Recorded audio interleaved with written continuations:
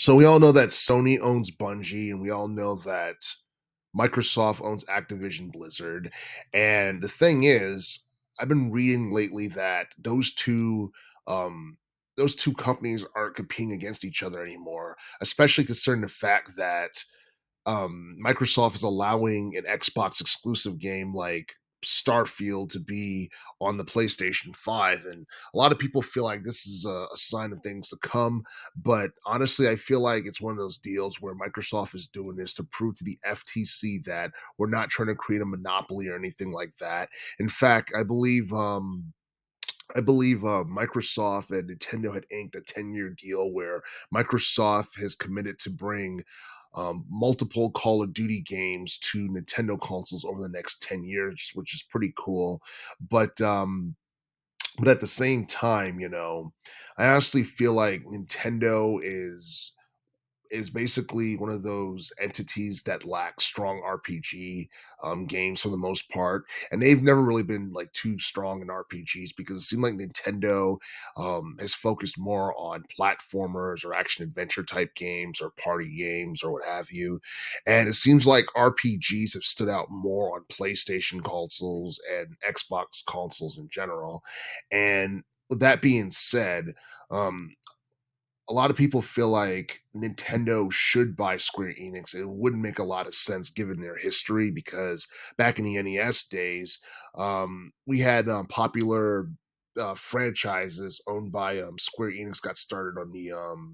original Nintendo console. I'm talking about Final Fantasy and Dragon Quest. And you look at how much revenue um,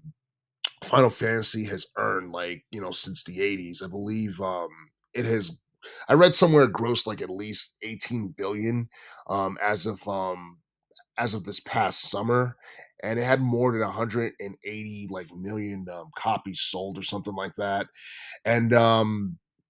yeah, it's one of those deals where like Square Enix and Final Fantasy, they've been around for a very long time, and for the most part a lot of people would say that Final Fantasy has lost its luster. It's been losing its luster since like the mid 2000s because like the probably like the best Final Fantasy game that we've ever gotten was 7, and that was like in 97. And the early 2000s was actually a fun time period as well with Final Fantasy 10 part 1 and 2, Final Fantasy 12. And it seems like during the late 2000s and throughout most of the teens, like the Final Fantasy series has just been,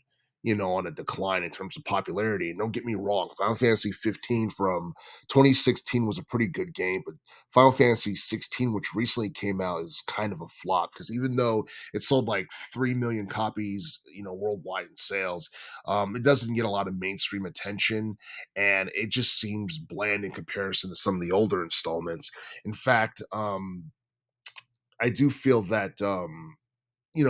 making a M-rated Final Fantasy game may have been a mistake on Square Enix's part because they're trying to cater to an adult audience with a game that has been primarily for teenagers and for I guess for like casuals, and M-rated games is more for like young adults and all that stuff. And it's hard to compete with the likes of, God of War and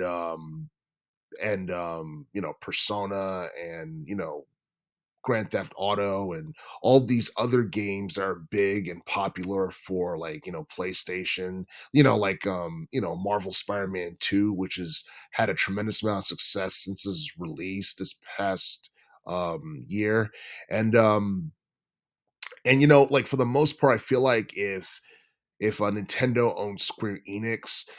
we can see like some popular like IPs get revived, like the Chrono series. Like if the Chrono series was like revived and it was released exclusively on like a Nintendo console, I'm pretty sure that would be, good business for Nintendo, good business for Square Enix because I believe I mentioned in another video that Square Enix is struggling a bit financially because of the losses that they've taken on some of their games, like the Forspoken game and the fact that Final Fantasy 16 kind of fell below Square Enix desired expectations in terms of sales and earning revenue and all that other stuff. And And honestly, like, I do feel that, Nintendo, purchasing Square Enix would be it would be better for Square Enix than it would be for Nintendo in some ways because um it seems like Square Enix is struggling to put out something fresh um that could capture the attention of audience and make them interested in the stuff that they put out because let's be honest, they're milking the hell out of the Final Fantasy series because we're supposed to be getting like a remake for Final Fantasy 9, I believe, that's supposed to be coming out next year in 2025. And I believe we still have Final Fantasy 7 Rebirth coming out a little bit later this year, but like for the most part it seems like Square Enix is just living off of like the older Final Fantasy games, and there's nothing wrong with that. You want to try and make as much of a profit off of that as you can, but at the same time, I do feel that Square Enix could definitely bring back older IPs, like what I just mentioned, and I do feel that Square Enix's games would stand out more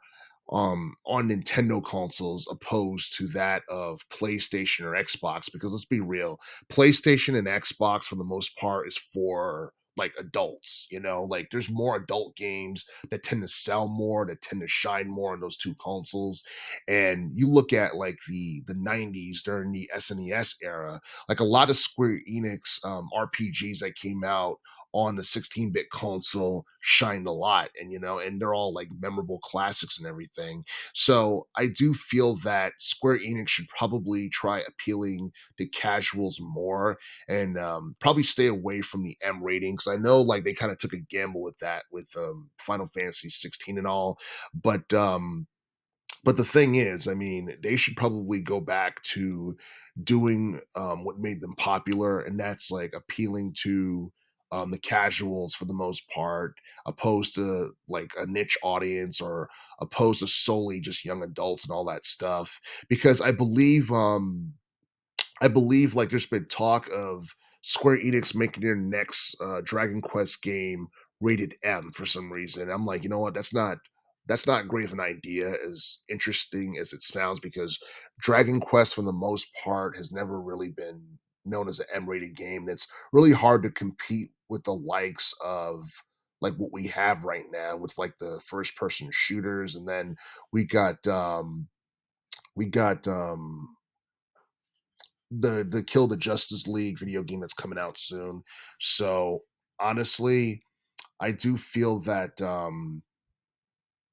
Nintendo buying Square Enix would be a plus for both companies, but I don't think it's something that's very likely to happen, at least not anytime in the near future. Probably not ever, but if Nintendo was going to buy Square Enix, I feel like something like this would have happened many, many years ago, and it hasn't happened. And despite the fallout that Nintendo and Square Enix had back around the mid '90s, and them both entities repairing their relationship over time, um, I'm not exactly sure if Nintendo needs to buy Square Enix because you look at their, first party games like in the Mario and in the Zelda series. They don't really need like Square Enix at all. I feel like if anything, Square Enix would probably need Nintendo more so than